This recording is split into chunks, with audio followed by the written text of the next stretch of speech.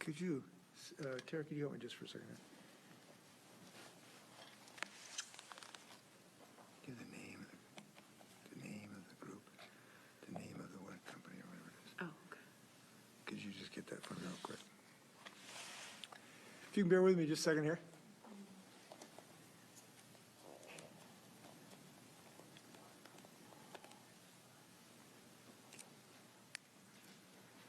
We're gonna, yes.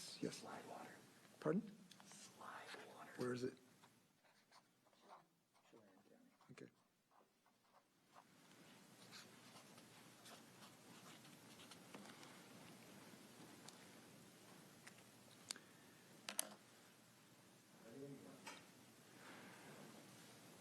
Okay, thank you. All ready?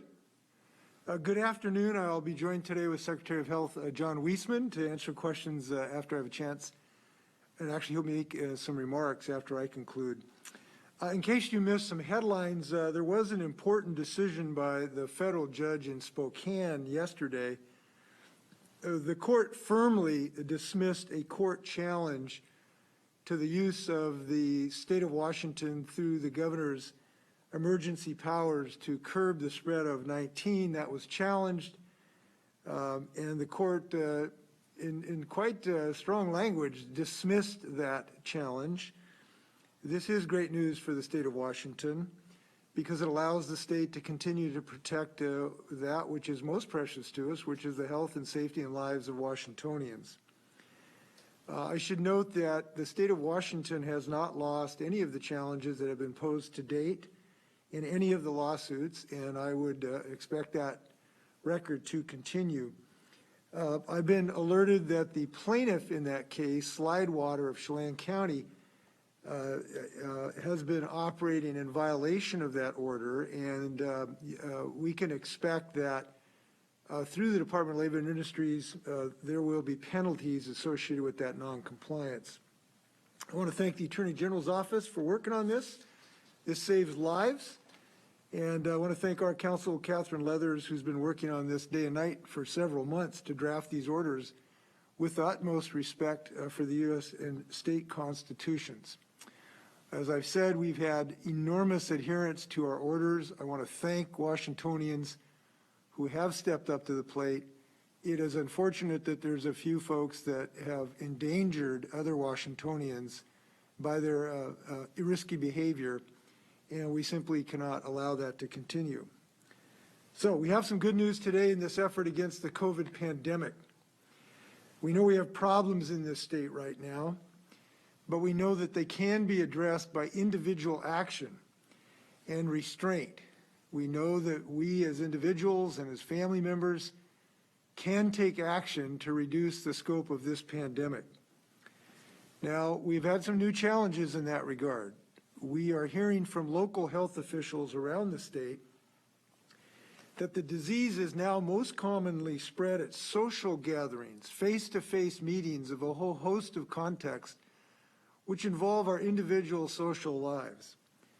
We see it happen sporadically across the region, and as a result, our weekly averages of the number of Washingtonians who are infected has continued to rise in a very disturbing pattern of continual, consistent increase. I want to show you the 7-day rolling average, which is 629 cases a day. This is the highest number throughout the entire pandemic. Now, I mention this because this might be a surprise to many of us who had the sense that after we were over the original hump, we would be in safe territory. Unfortunately, that is not the case. This has continued to rise consistently for the last month. Today, if I can show you another graphic showing the extent of the daily viruses per 100,000, infections per 100,000. The cases per 100,000 of our population are going up statewide as well, which you can see in this graphic. And you'll note that the rate of increase is quite significant. The angle of attack, if you will, of the line on the right going up is almost as steep as it was in the original days, and it is twice as high as during the first onset, if you will, of the virus. So here's what we know. This shows that too many individual citizens, regardless of their age or their ethnicity, are simply not exercising the caution that is necessary if we are going to arrest this very, very dangerous rise of this pandemic. Hospitalizations are also going up. Deaths are also going up. And we simply do not want to see scenes in Mukilteo or the Tri-Cities or in Olympia that look like Arizona and Texas today. In those states, those communities are having to bring in refrigerated trucks for people who've lost their lives because of the onslaught of this pandemic. And if these trends were to continue in our state, at some point we would be in that situation. And that is not anything but reality that we face right now. So if we are disturbed of the scenes we're seeing in those southern states that opened up their businesses much earlier than the state of Washington, we simply have to find another strategy or additional strategies to arrest this pandemic. So today we are acting to take action in that regard. Here's what we're going to do today. The social gatherings of 5 will remain in effect for those counties that are in phase 2 and modifies phase 1, which is in most of the state today. But today I'm announcing a change to those counties that are in Safe Start phase 3 and those counties that someday could be in phase 3. This will limit all social gatherings to no more than 10 people a week. And that is something that we simply have to do if we're going to arrest this pandemic. Additionally, we are prohibiting all live entertainment, indoor and outdoor. Now, that's tough. We understand this. But if we are going to reduce movement of people and cut down on the number of face-to-face contacts, these are necessary and reasonable decisions that we have to make. The orders will go in effect Monday. I'd like to, if I can, talk about the social settings that are now of such concern to us. Here's what this means. Basically, it means that you really can only be with 5 people outside of your household in about 80% or 85% of the state. And in those relatively small numbers of counties that are in phase 3, it's only up to 10 people in those counties. And these are individual things that we all can control. And when we do that, when we do have those meetings, social distancing is absolutely imperative. Doing things outside is so much safer than inside. And of course, wearing masks are absolutely pivotal in our success in any and all of those social get-togethers. Now, there are exceptions to this change that won't be affected, at least for right now, including spiritual services, weddings, and funerals, which act under our existing guidance. So anything more than 10 from outside your household is not allowed in phase 3, and in phase 2, anything more than 5. And I do want to emphasize, even limiting the number of people that we socialize with does not remove or reduce the imperative nature of mask and social distancing. So just a note on the kind of things we're talking about. You know, this is somewhat of a challenge for us because the kind of things that we have always treated as benign and innocent and healthy during the decades of our lives are now dangerous. Hosting backyard barbecues with too many people that would violate this order is now a danger. Having a picnic with too many people that violates this order is now a danger. Dining in a restaurant with too many people in dangerous circumstances can now become a danger. Birthday parties where people have become infected at innocent things like a birthday party. And I say these things because it's difficult for us to understand that. But as governor, I really have a responsibility to share with Washingtonians the thing that is creating deaths in our state, and it is these innocent social get-togethers.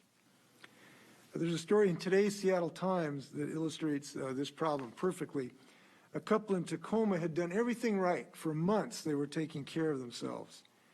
But they had a few close friends over in late June. It turns out one of them had COVID, transmitted to this couple and others before they knew it. That's the type of thing that we all have to be on guard against. So we cannot let our guard down, even as we engage in more activities. Now, I know this has been a long and frustrating process for all of us. We all have our individual stories. Mine is I haven't had a chance to hug my new grandchild, a little beauty named Annie, who I get to see her crawling now electronically, so I still get to enjoy her company. But it is hard not having a chance to give her a hug. But if we're going to save ourselves from increasing death, it's simply what we have to do. Now, there is a particular phenomena that is now occurring in our state, too, which I have to address. And that is that we have had a really significant surge in COVID cases among younger people. I'll give you an example of that. From January to March, young people represented 22% of COVID cases. From May to June, they represented 45% of our cases. We are seeing an explosion of this pandemic in the younger generation.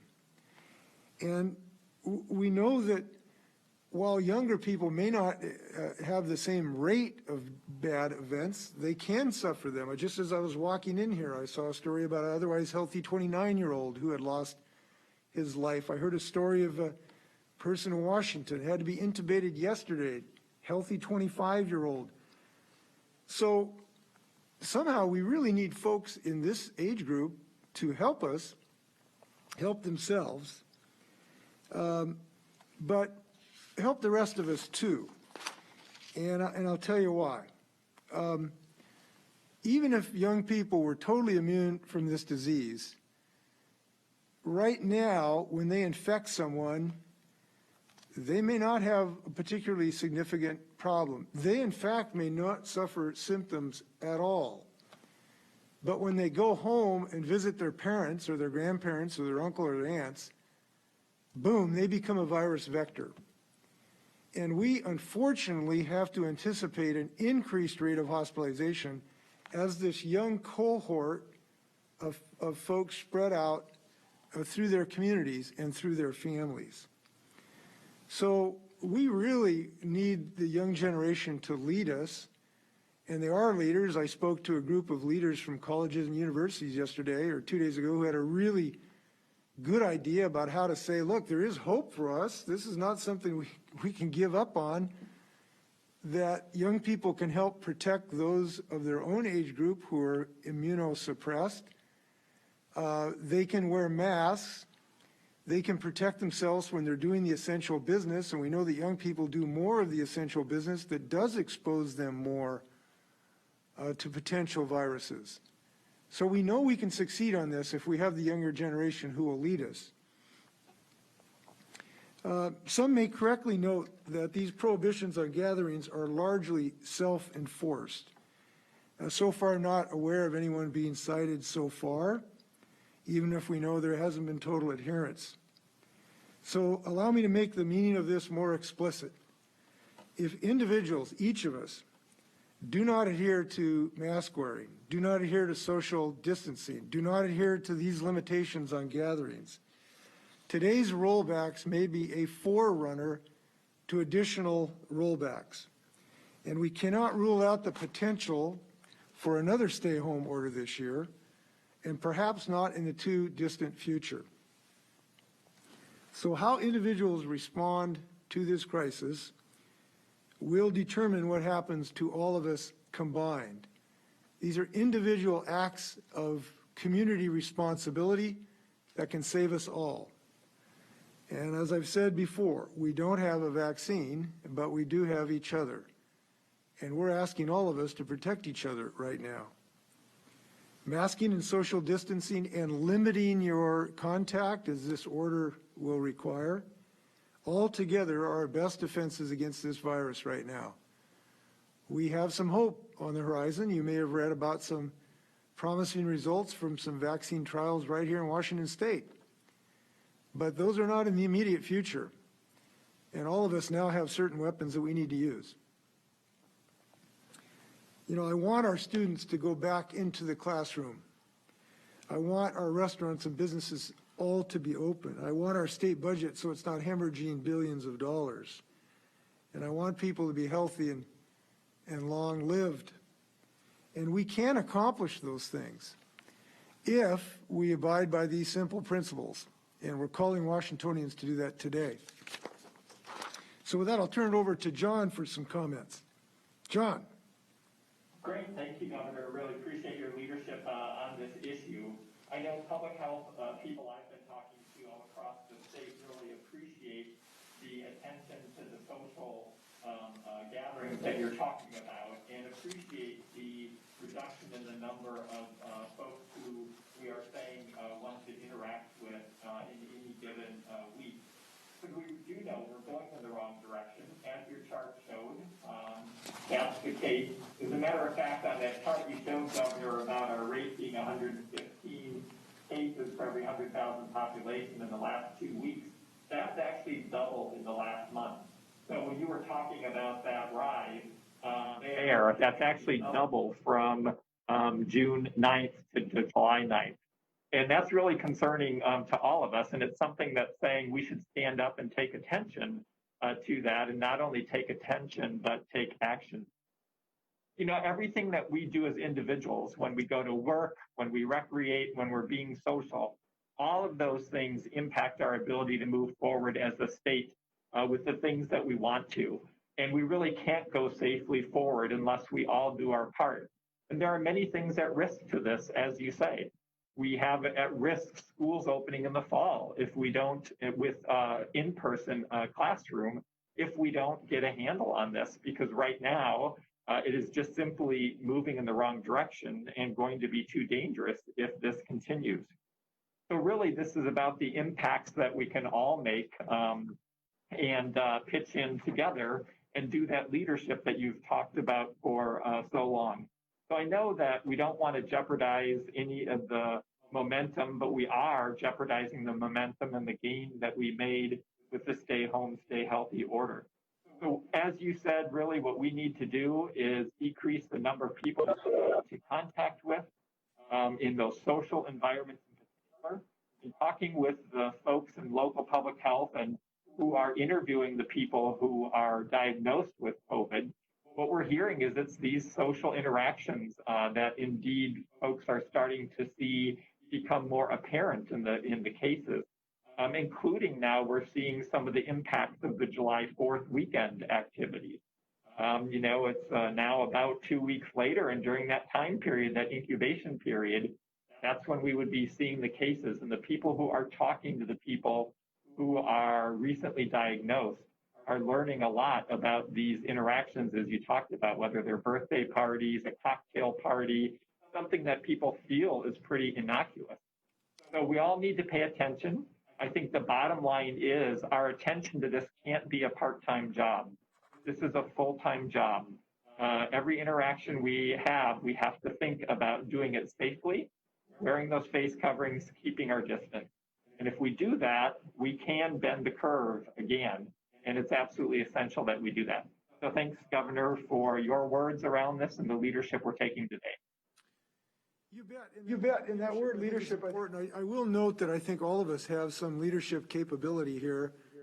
You know, whether you're a parent of a 19-year-old that wants to go out and party during the night and is going to be with 50 other people, look, there's a leadership position. If you're a 19-year-old and you're going to go to a party and you think, you know, maybe that's not the best idea to not be socially distanced, that's a leadership position. And we're really hopeful people do show leadership. Lastly, I'd like to draw attention to the fact that Congress needs to pass another stimulus bill. They need to do it now. We have so many people who need financial support now. They're making good use of the extra $600 in their unemployment benefits, and those need to continue, and Congress needs to move to do that. We are hopeful that Mitch McConnell timeline for the aid is not followed, because it'll be too late. We need assistance now. This pandemic is not going to go away by the end of this month. We know that, and neither will the need for aid, both for individuals and for states, so they can do their business. People need help, businesses need help, communities need help, states need help. So I have one simple message: pass the damn bill so we can do our job and take care of our people. With that, I'd like to stand for questions. First question comes from Rachel with AP.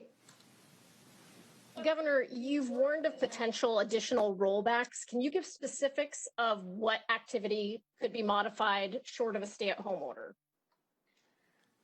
Yes, these are not decisions at the moment, but we would have to look, if this trends continue, even in the short term, if these trends continue, we would have to look at the things that are least problematic for people's daily survival, least essential for our economy, and most dangerous by bringing people together in social settings.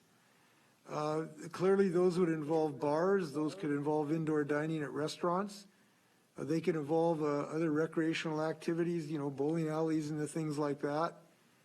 The things that were the last things that you know, we had to shut down would be the first things we'd have to go back on. And why? Because science may dictate that. And the science is that this is a trajectory of tremendous danger and fatalities that we're on today. And we will have to be confident that our new measures of masking initiatives, this restriction, additional restrictions on social gatherings, and evidence that businesses are complying with the masking requirement would be enough to reduce this rate so that we can go about opening our schools and the like. And, you know, at the moment, that's a great question. So we're taking action in the last few days in our masking requirements. We're taking action today. But I just have to make sure people are aware that something has to change fairly significantly, or we're going to be back been to the soup just like we were in March and April. Rachel, would you like to ask a follow-up? Yes. Schools, you spoke with School Superintendent Reichdahl yesterday. Can you just talk a bit about what that discussion entailed and whether there were any decisions made? So there were not any dramatic decisions made. We talked about the status of the school district discussions and planning. Primarily, I talked to a number of superintendents yesterday morning and then the superintendent yesterday. And as you know, basically he and the departments of health have set forth templates about how to go about education in this fall. And they set out basically some requirements that we will need to meet in order to be able to do that. Requirements about distancing of students, of hygiene, of screening of people. And so we know what those requirements are, and the school districts are now considering those to figure out how to go about education in the most successful way, taking those into consideration. And at the moment, it doesn't appear that those plans are set in concrete. We know that many of the districts are looking at hybrid plans that would involve a certain number of days in classroom instruction and certain remotely. There's also a number of school districts have told me they would consider an option where parents, if they wanted to, could opt for remote instruction. And there may be some schools that have found a way to do it with total on-site instruction. So at the moment, the situation is districts are trying to make individual decisions that are consistent with their own community settings, and that those discussions are continuing. There are discussions with a variety of the community, parents, educators, and the leadership of these school districts.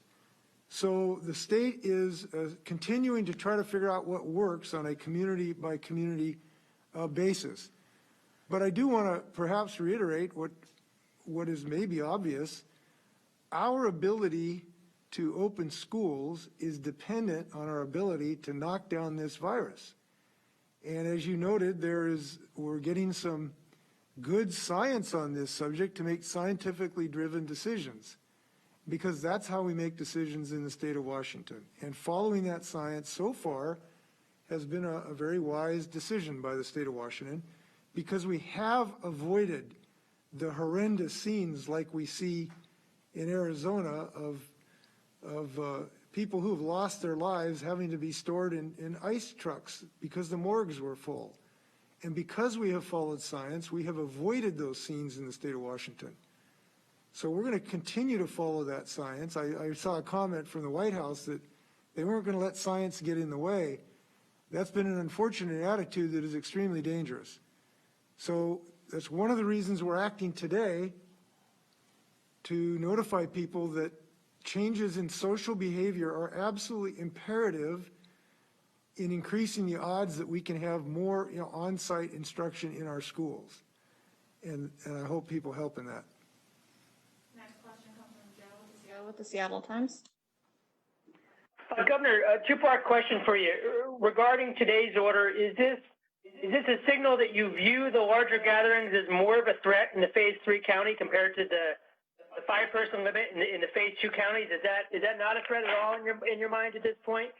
And then, you still have lawmakers unhappy that there hasn't been a legislative session scheduled.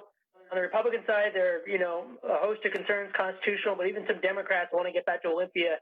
How do you justify keeping one of the 3 co-equal branches of government sidelined during this extraordinary pandemic so far? So to answer your question, no, I consider the restrictions that we have equally important in Phase 2 and Phase 3 counties. We hope that this order regarding Phase 3 counties is a reminder to everybody else in the state of Washington in Phase 1 and Phase 2 that these social activities now are becoming increasingly the causative factor of this disease. And as time goes on, this becomes more and more apparent. So we have done some things that have been proactive and successful in our business environment of hygiene and masking and telecommuting and the like. But what we have found is what we have gained perhaps in the business community, we have lost in the social setting. So each is equally important.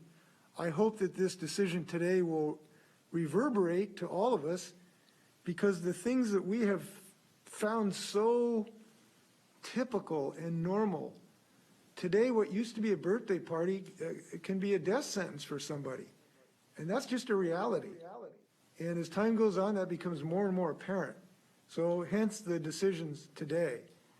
The need for a session, we do not need a special session right now. And the reason is that we have enough financial wherewithal to get to January where we can have a regular session with all of the good work that legislators can do.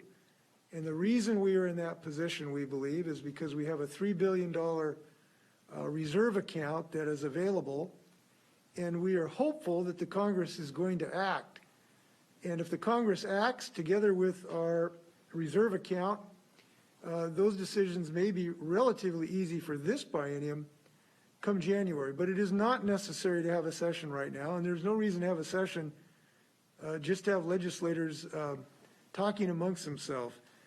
Second, we don't know yet what our financial really underpinnings are, because we don't know what Congress will do.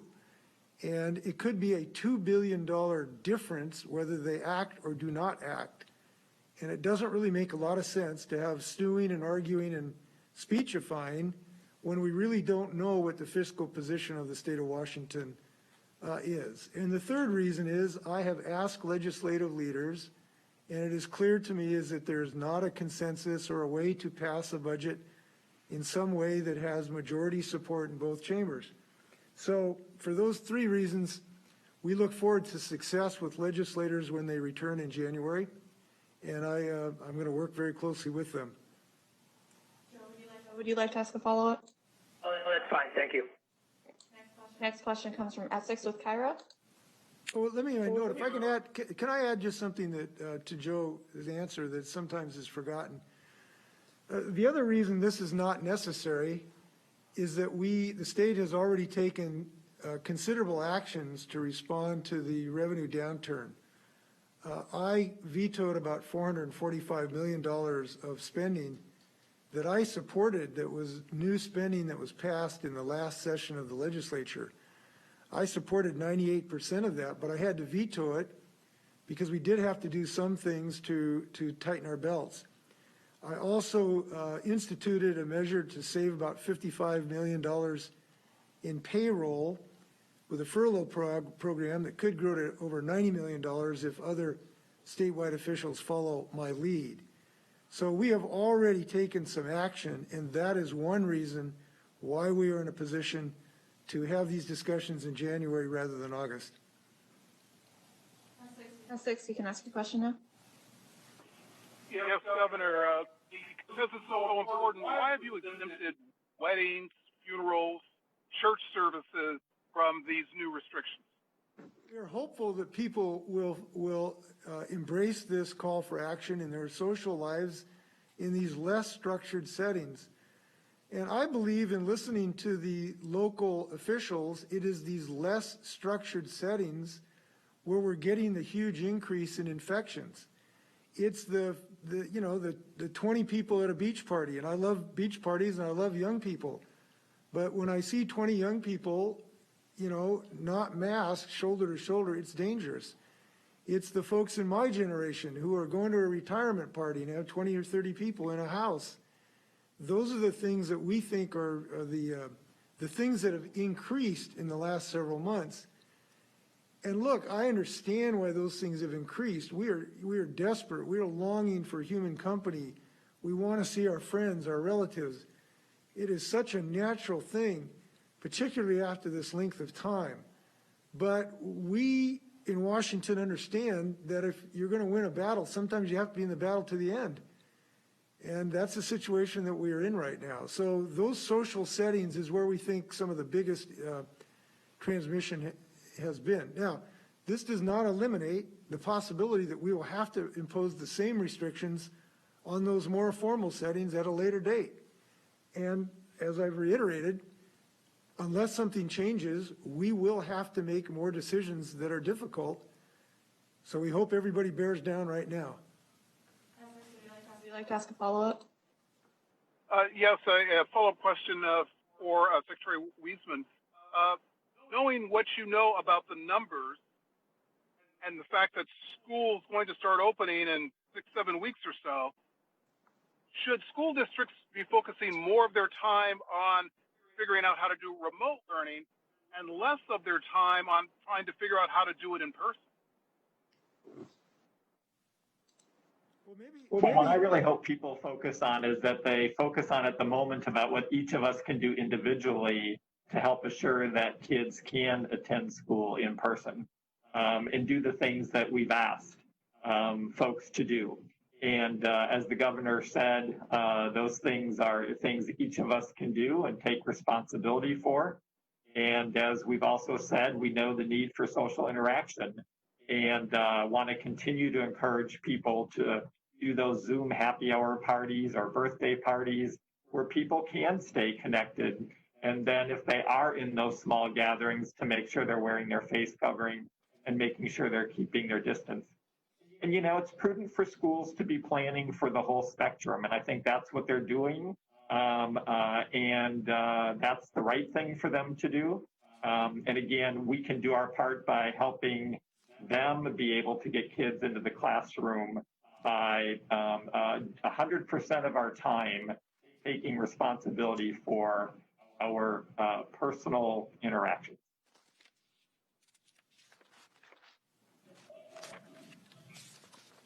Next question comes from Jerry with the Everett Herald.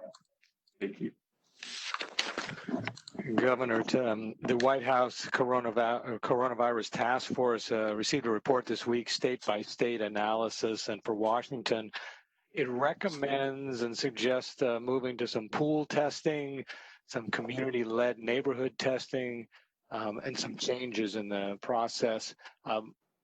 Are you folks considering that? Yes, there are several of our local labs in the state of Washington that are considering that. In order to do that, they have to get the approval of the federal government. So the sooner the federal government gives us approval of that, the sooner we can use this pooling strategy. I spoke to one of the commercial labs yesterday about this, the CEO of one of the commercial labs, who also believed that this makes sense. This makes sense when you have lower rates of transmission.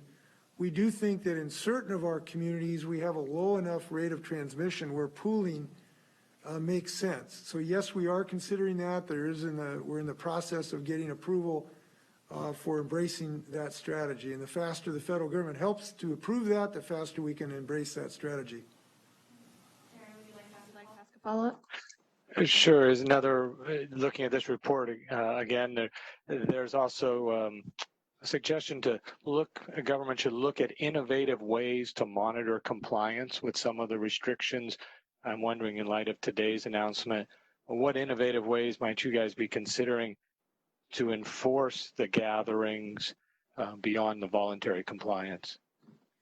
Well, I think one of the innovative ways we could do it is to stitch a mask around the president that is permanent so that he does not continue to create deceit, dysfunction, and disengagement, so we can go about saving lives. That would be handy and quite innovative.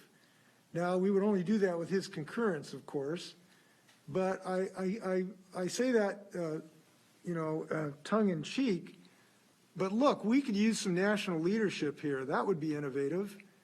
We're starting to get a more bipartisan approach in our state and across the country. Mitch McConnell, Republican senators wearing a mask. Congressman Dan Newhouse, Republican congressperson from Central Washington, wearing a mask. Multiple Republican mayors across the state of Washington, including Eastern Washington, are wearing masks.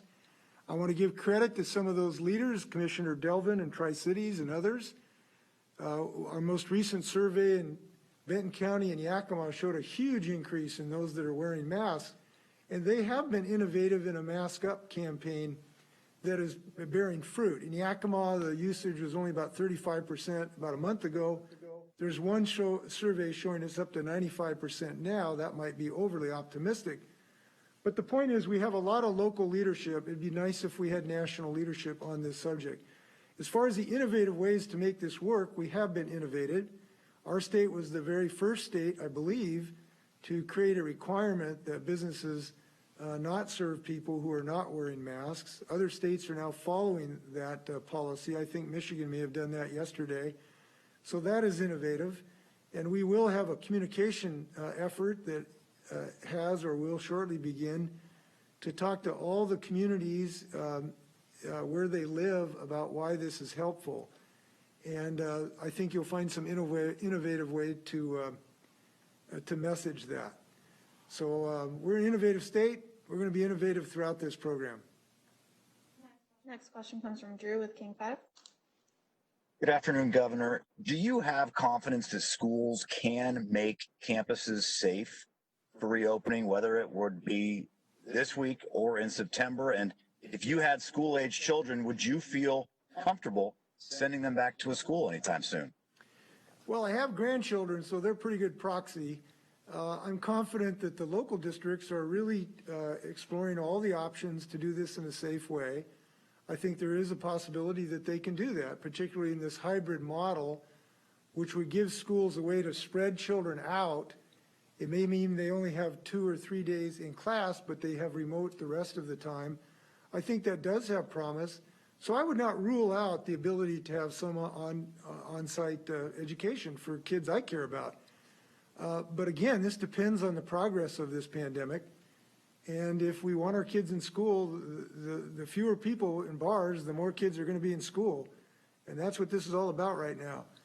So we remain very hopeful. And I do want to say, I think the districts are really exercising thoughtfulness and creativity. I've seen some things where people have stretched to do things differently, to explore every part of the school building that they could use. Obviously, improving remote learning opportunities is really important, and they're being as creative as possible.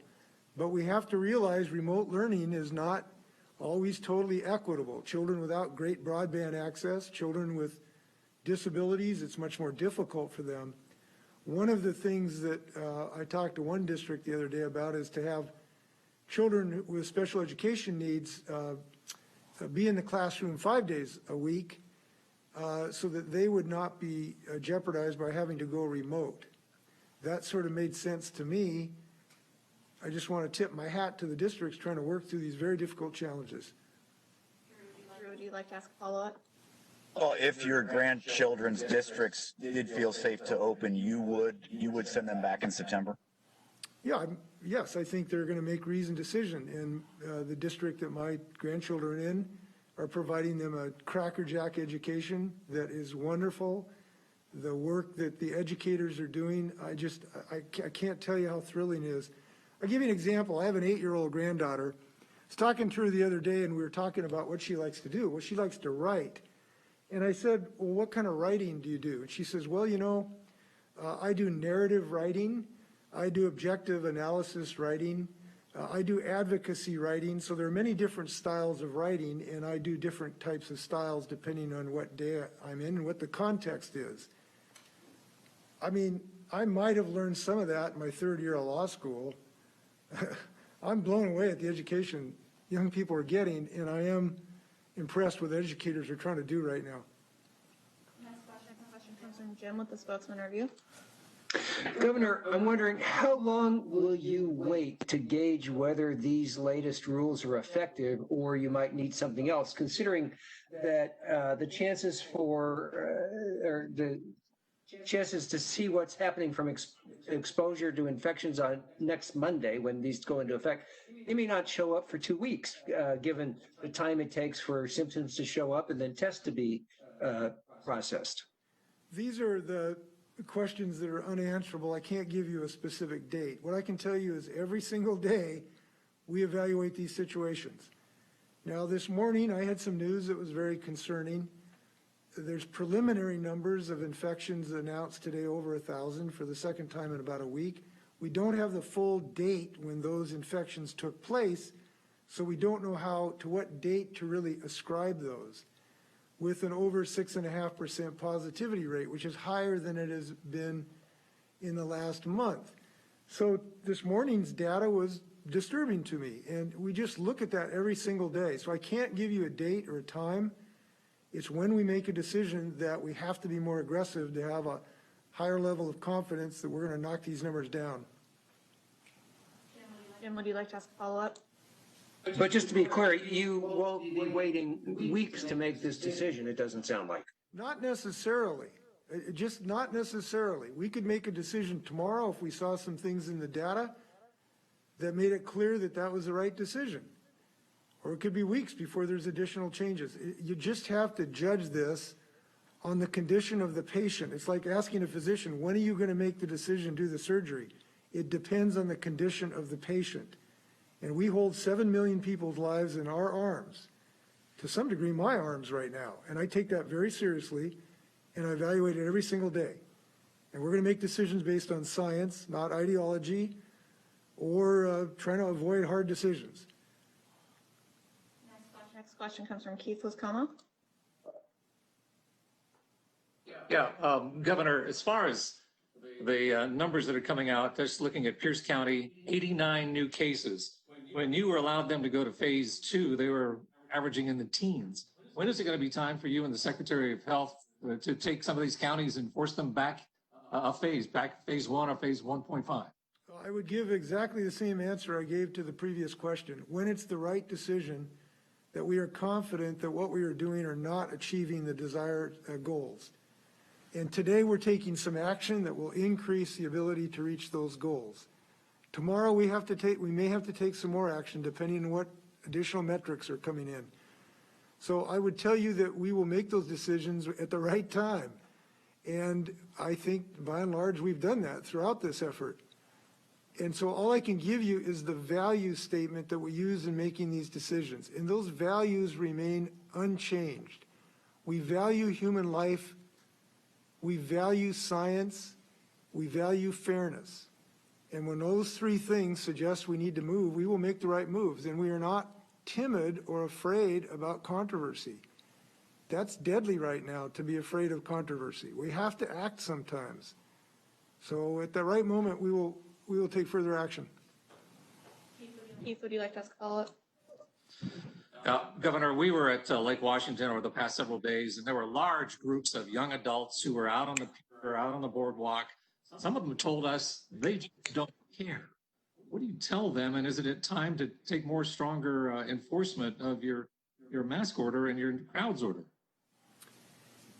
Well, I got to tell you, this is a difficult thing to talk about because I'm 69 years of age, and when I see young people, I'm immediately jealous of them being in perfect health, the bloom, the rose of youth, with not a care in the world. You know, I'm kind of jealous of that. And the last thing I want to be seen is the guy saying, "Get off my lawn." I don't want to be in that position. And you can't ascribe the whole problem to the young people of the state of Washington. Look, one of the reasons they have a higher infection rate is they do a lot of the work that's on the lower end of the pay scale, where they have a lot of interaction with people. They're the people serving you coffee and ice cream at the grocery store, and so they're exposed more than the older generation. So I'll defend them to a certain degree. However, the fact is that we are simply seeing a behavior that is way too risky, exactly the kind that you're talking about. I'm seeing it many, many places that I go, and it's really troublesome to me. All I can tell people in that situation is that the greatest motivation I would hope you would have is, if you really don't care a lot about your own life, and if you think the odds are with you, fine, but you're taking that home to your mom and your dad, and you're taking that home to your grandpa and your grandma. And if the life of your grandpa and your grandma or your mother doesn't motivate you, then I don't know what will. And I just hope that people start thinking about that a little bit. It's one of the reasons we're taking action today. And it is the motivation to help your loved one that eventually is going to get people to show some responsibility. If people don't care about their grandma, then heaven help you. I can't help you. You're helpless. And I just hope people start to think about in those terms. Now, could there be enforcement action? Yes. So far, it has not been really useful to do that. We are taking some enforcement action against his business in Chelan County. If businesses don't enforce the masking order, there could be enforcement action in those contexts. But for individuals, this is an individual issue of who you love and who you care about. And we hope Washington show that in the next few weeks. Time for a few more questions. Next question comes from Alexis with the News Tribune.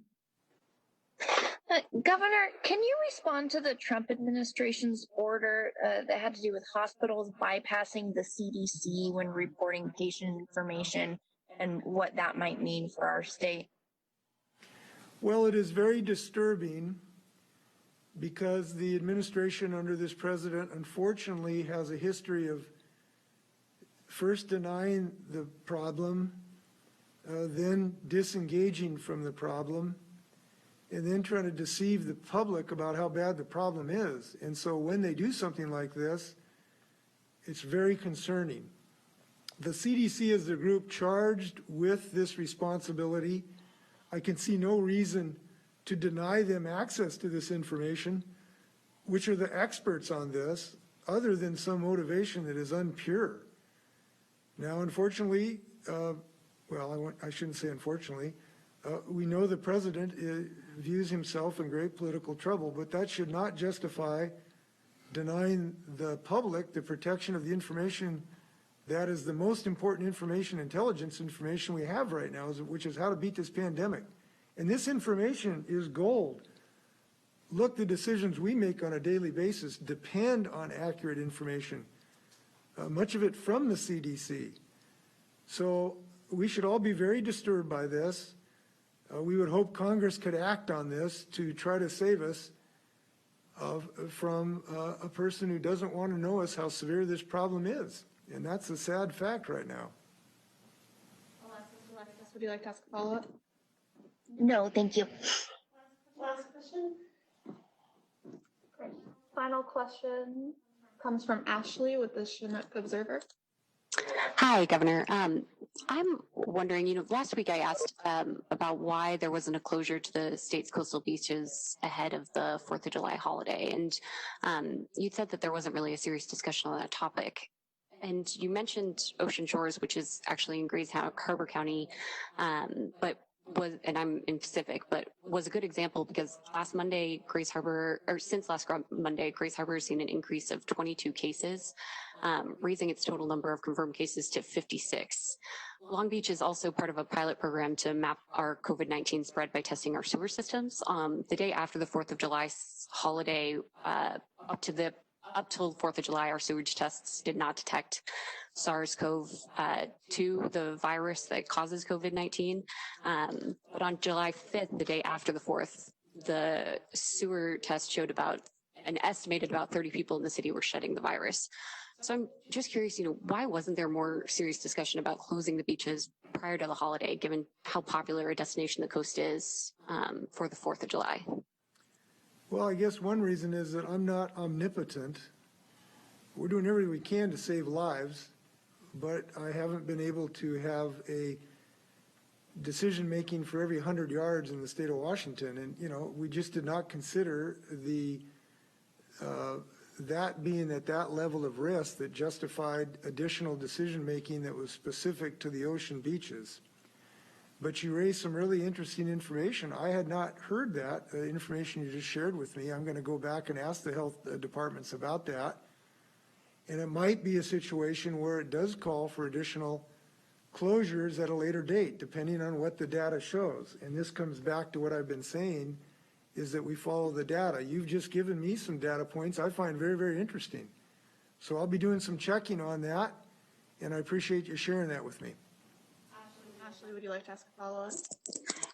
Yeah, I do just have one follow-up question, Governor. I think you raised a good point that you said that, I'm not omnipotent, and that you can't plan for every 100 miles of Washington. And, Pacific County is a rural county. It's 22,000 at, the top of its census. But our legislators are really informed on the issues that are important to us down here. So I guess I would just go back to say, wouldn't that be a benefit of having the legislature in session, that you would have these people who live closer to these counties that your staff just couldn't possibly have the capacity to know every detail or every issue that's concerning to the area? No, it would not be, because there's nothing special about a special session that already doesn't exist. The legislators can pick up the phone and call me anytime. The mayors can call me at any time. The county commissioners and executives can call me at any time. I don't recall any of those local leaders urged us to close the bridges before, or the beaches before that. I will check to confirm that, but I don't believe any of the local leaders requested that before the July 4th. I will check on that, but we have open communication without the necessity of a special session. The phone system is working and works really well. So I will check on that, but I don't think, now that may change. You've just given me some information that might give us a new viewpoint, including some of the local leadership. So we'll continue to look at that. All right, any final words, Governor? No, I want to thank everybody. Just wash your hands and mask up and care about your grandma. Thanks a lot.